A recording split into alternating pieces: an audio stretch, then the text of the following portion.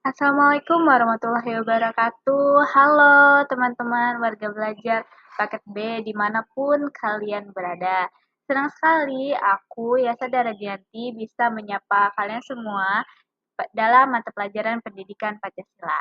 Hari ini kita akan memasuki pertemuan kedua di semester genap ini dengan sebuah tema yang sangat luar biasa yaitu bela negara. Mari kita siapkan semangat dan catatan kita karena membela negara dimulai dari apa yang kita pelajari hari ini. Baik, mari kita masuk ke inti pembahasan mengenai apa itu bela negara. Berdasarkan pasal 1 ayat 11 Undang-Undang Nomor 23 Tahun 2019, bela negara didefinisikan sebagai tekad dan sikap, perilaku, serta tindakan kita sebagai warga negara. Poin pentingnya adalah tindakan ini bisa dilakukan secara perseorangan maupun kolektif. Tujuannya sudah sangat jelas, yaitu untuk menjaga tiga pilar utama bangsa, kedaulatan negara, keutuhan wilayah, dan keselamatan bangsa dari berbagai ancaman. Nah, teman-teman semuanya, di slide ini kita bisa melihat bahwa pemerintah sudah punya payung hukum yang keren, yaitu Undang-Undang Nomor 23 Tahun 2019. Yang menarik di sini adalah poin pertama, bela negara itu bukan hanya soal wajib militer. Nah, sekarang kita memasuki pembahasan mengenai komponen pertahanan negara. Kita merujuk pada regulasi yang sama, yaitu Undang-Undang Nomor 23 Tahun 2019 tentang Pengelolaan Sumber Daya Nasional atau PSDN. Ada 3 poin utama yang ditegaskan dalam slide ini. Yang pertama yaitu penting untuk dipahami bahwa bela negara bukan hanya berarti wajib militer saja. Yang kedua, undang-undang ini mengatur pemanfaatan seluruh sumber daya, dimulai dari sumber daya alam, sumber daya manusia, hingga sumber daya buatan demi kepentingan pertahanan. Dan yang terakhir yaitu semua ini bermuara pada penguatan Sishankamrata atau Sistem Pertahanan dan Keamanan Rakyat Semesta yang menempatkan rakyat dan seluruh wilayah sebagai satu kesatuan pertahanan. Lalu bagaimana cara kita melakukannya? Seperti yang terlihat pada gambar timbangan ini, bela negara dibagi menjadi 2 bentuk utama. Yang pertama yaitu fisik atau militer, dan yang kedua yaitu non-fisik atau nir-militer. Kedua bentuk ini sama pentingnya dan harus seimbang. Kita bisa membela negara melalui kekuatan fisik maupun melalui keahlian dan profesi kita masing-masing. Mari kita bahas bentuk bela negara yang pertama, yaitu bela negara fisik. Secara definisi, ini adalah perjuangan dengan mengangkat senjata untuk menghadapi serangan atau agresi musuh. Beberapa contoh nyatanya antara lain, yang pertama, menjadi prajurit TNI sebagai komponen utama pertahanan kita. Yang kedua, mengikuti pelatihan dasar kemiliteran atau Komcat, komponen cadangan sebagai warga sipil. Serta peran rakyat terlatih yang ikut bertempur dalam keadaan darurat perang demi kedaulatan negara. Setelah kita membahas sisi bela negara fisik tadi, sekarang kita masuk ke bentuk yang kedua, yaitu bela negara non-fisik.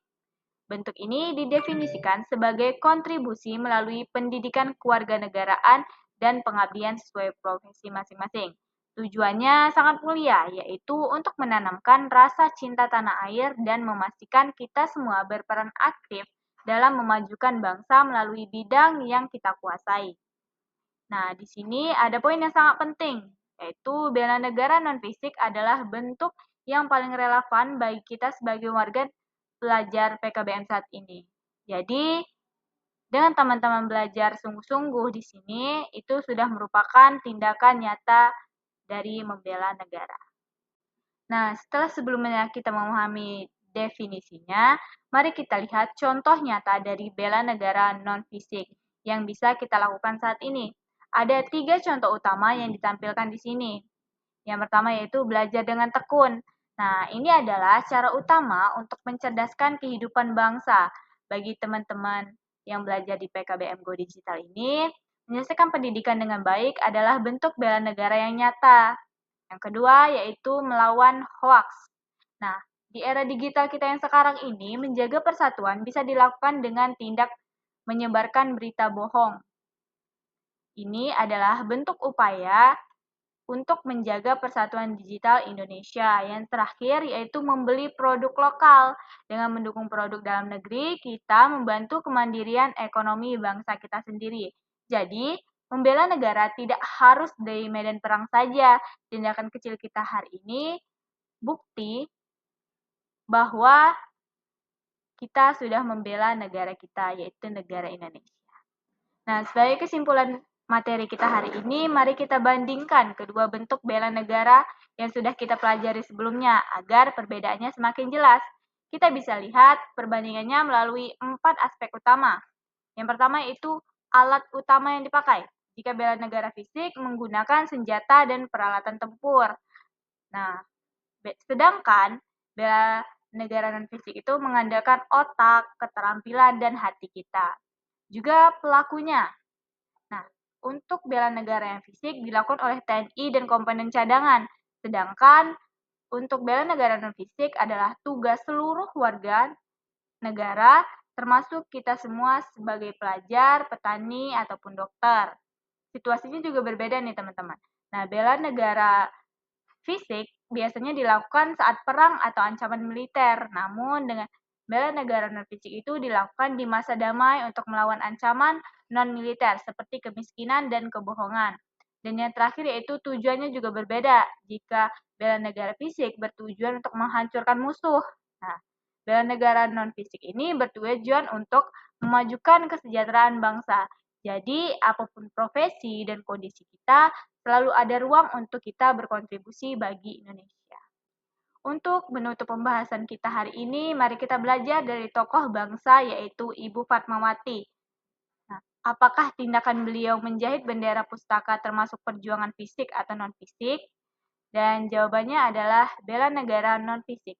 Beliau tidak mengangkat senjata di medan perang, melainkan menggunakan keahliannya menjahit untuk menciptakan simbol pemersatu bangsa. Namun, perhatikan kutipan indah di bawah ini. Satu jarum di tangan beliau sekuat ribuan senapan di medan juang. Ini membuktikan bahwa kontribusi melalui profesi dan keahlian, jika dilakukan dengan rasa cinta tanah air, dapat memberikan semangat juang yang luar biasa bagi seluruh rakyat Indonesia. Nah, teman-teman warga belajar, dari kisah Ibu Fatmawati mengajarkan kita bahwa negara kita tidak hanya butuh tentara, tapi juga butuh penjahit, guru, petani, dan pelajar yang hebat di bidangnya. Mari kita jadikan semangat satu jarum ini sebagai motivasi untuk terus belajar dan berkontribusi bagi Indonesia dengan cara kita masing-masing. Sekian pemaparan yang dapat saya sampaikan. Selamat belajar semuanya. Terima kasih sudah memperhatikan. Wassalamualaikum warahmatullahi wabarakatuh.